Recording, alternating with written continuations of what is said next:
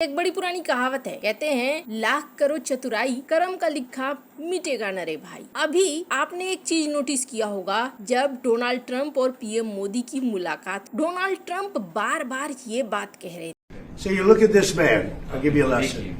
He's the most beautiful looking man. He looks so nice. He's like an angel. But actually, he's as tough as he's a killer. I don't want to. He's a killer. He's as tough as they come. But he looks so good. So he gets you by surprise. But there's few people like this. आप एक बड़े tough negotiator हैं, ये जो दिख रहा है वो ऐसा नहीं है। ये पीएम मोदी को वो कई बार कह चुके हैं। अब इसके पीछे एक और कारण है, और कारण ये है कि भारत के ऊपर दबाव बनाने की कोशिश अमेरिका की हो रही है किसी चीज के लिए, और वो कोशिश पूरी नहीं हो रही है। और ये चीज डोनाल्ड ट्रंप फील कर रहे हैं कि टफ है भारत को तोड़ना और भारत को अपने हिसाब से ढालना। अब इसी बीच 2 दिन के लिए भारत आया था पूरा अमेरिका का ग्रुप, लेकिन भारत ने अब सीधे मुंह पर जवाब दे दिया है। क्यों दिया है? क्या इसके पीछे एक बड़ा कारण पाकिस्तान भी है? जानेंगे पाकिस्तान और भारत संग ऐसा क्या हुआ है हाल। जियोपॉलिटिक्स में बहुत कुछ चल रहा है, हमेशा की तरह जानने को मिलेगा बहुत कुछ। आइए जानते हैं इन खबरों को विस्तार से। ये जो डील हुई है ईरान और अमेरिका की, इस डील को अगर ध्यान से देखें तो इस डील में अमेरिका के फायदे के लिए बहुत कम जगह बची है, और यहाँ पर अगर फायदा हुआ है तो ईरान का हुआ है। और इस चीज को मान रहे हैं पाकिस्तान के लोग कि पाकिस्तान ने एक बड़ी भूमिका निभाई है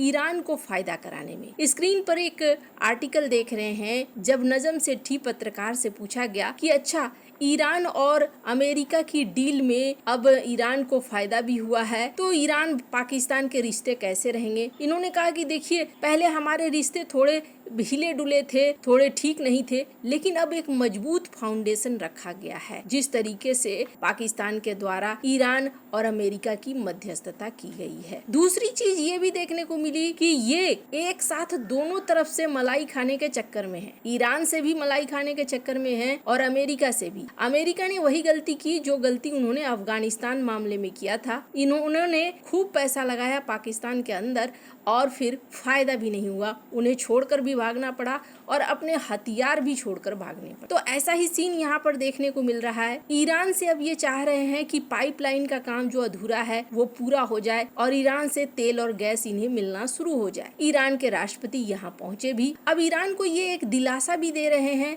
जिसकी वजह से ईरान इस तरीके का प्रस्ताव दे रहा है कि एक इस्लामिक नाटो बने और उस नाटो में मैं भी शामिल हो जाऊं, पाकिस्तान भी शामिल हो जाए, क्योंकि पाकिस्तान के पास न्यूक्लियर हथियार है। अब यहाँ ईरान से ये जो फायदा उठाने की कोशिश कर रहे हैं, ये अमेरिका से भी फायदा उठाने की कोशिश कर रहे हैं कि भाई हमें भी तो लाभ मिले। इस संकट में हमने भूमिका निभाई तो उस भूमिका का फायदा तो हमें मिलना चाहिए। ये चाहते हैं कि अमेरिका हमारे अंदर पैसे लगाए और हमारे वित्तीय संस्थानों को मदद दे और IMF वगैरह से भी हमारा समर्थन करे। वहाँ पर भी पाकिस्तान की आर्थिक स्थिति को स्थिर करने में मदद करे। हालांकि सफलता की कोई गारंटी नहीं है, इसलिए गारंटी नहीं है कि अमेरिका इस वक्त खुद पैसों के मामले में जूझ रहा है और पैसों के मामले में बहुत सोच समझ कर रहा है। और पाकिस्तान की जो इकोनॉमिक समस्याएं हैं वो समस्याएं ऐसी है जिसमें कि जितना भी पैसा डालो वो पैसा उनके देश के लिए स्थिरता नहीं ला सकता है। पर हाँ, पाकिस्तान अमेरिका से उम्मीद कर रहा है और उस उम्मीद पर अमेरिका ने थोड़ी सी चालाकी दिखाई है, और ये चालाकी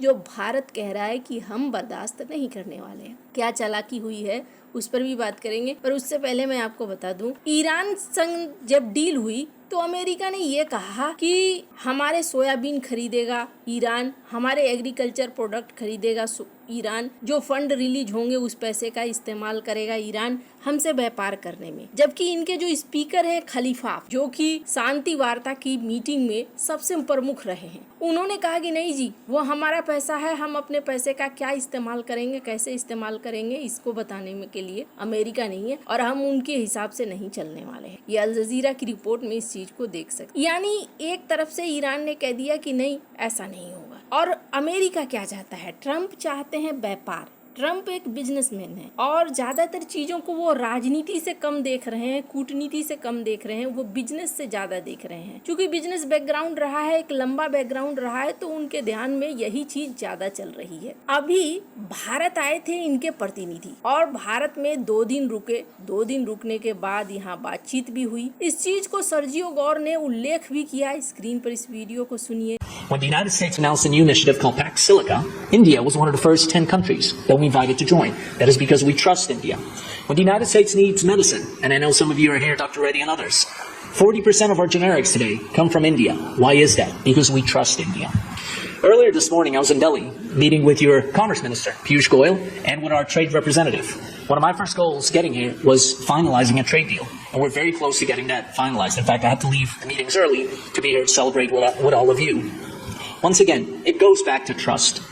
Along with that trust, we have an incredible relationship between our president and our prime minister.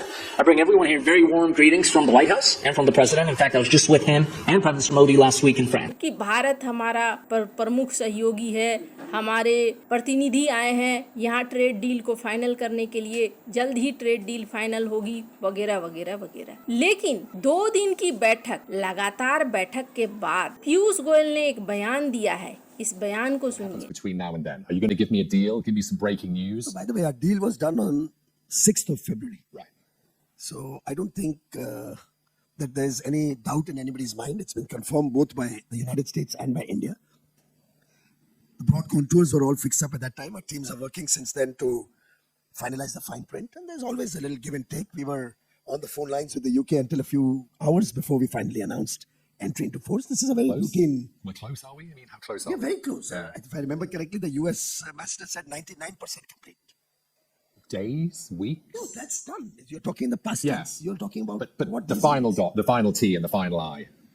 I think most people in this room, as I say, a lot of business persons realize that a free trade agreement is basically about getting a comparative advantage over your competitors for market access. That's Piyush Goyal ने इस बयान में कहा कि हमें जब तक competition level पर सही डील नहीं मिल जाती है, तब तक हम इस डील को साइन नहीं करेंगे। जिस दिन हमें मिल गई, उसी दिन हम इसे ऑन कर देंगे। अब इसका क्या मतलब है? इसका मतलब समझिए, पहली बात ये कि जो डील ऑफर हो रहा है अमेरिका से, वो डील भारत को शूट नहीं कर रहा है। और दूसरी बात ये कि अभी जो एक नॉर्मल टैरिफ लगाई जा रही है, उस टैरिफ में पाकिस्तान को है 10%, जबकि भारत के ऊपर है 12.5%। यानी पाकिस्तान को ज्यादा तरजीह दी जा रही है भारत के तुलना में, और ये चीज भारत बर्दाश्त नहीं कर रहा है। इसके पीछे कारण है कंपटीशन में भारत चाहता है कि भारत आगे रहे। स्क्रीन पर आप एक आर्टिकल देख सकते हैं। इस बात को कहा भी जा रहा है मुकेश अघई के द्वारा कि जिस तरीके से टैरिफ गैप पाकिस्तान और भारत के बीच में अमेरिका रख रहा है,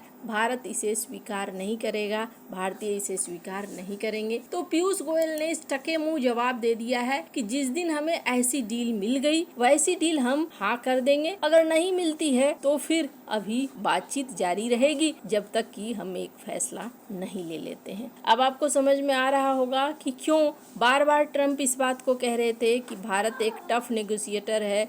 ये बड़े टफ हैं क्योंकि भारत अभी तक मान नहीं रहा है। हालांकि डोनाल्ड ट्रंप का व्यक्तित्व कुछ ऐसा है कि वो फिर दबाव बनाने की कोशिश करेंगे। जैसे अभी इजराइल के ऊपर वो दबाव बना रहे हैं, तुर्की को F-35 देने की बात करके या इंजन देने की बात करके, वैसे ही वो किसी न किसी तरीके से दबाव बनाने की कोशिश करेंगे जब तक कि भारत डील फाइनल ना कर ले। अब भारत भी अड़ा हुआ है। आपको क्या लगता है? इन सब मामले में आपकी क्या राय है? कमेंट कर जरूर बताएं। जल्द मिलते हैं अगले वीडियो में नई खबर के साथ।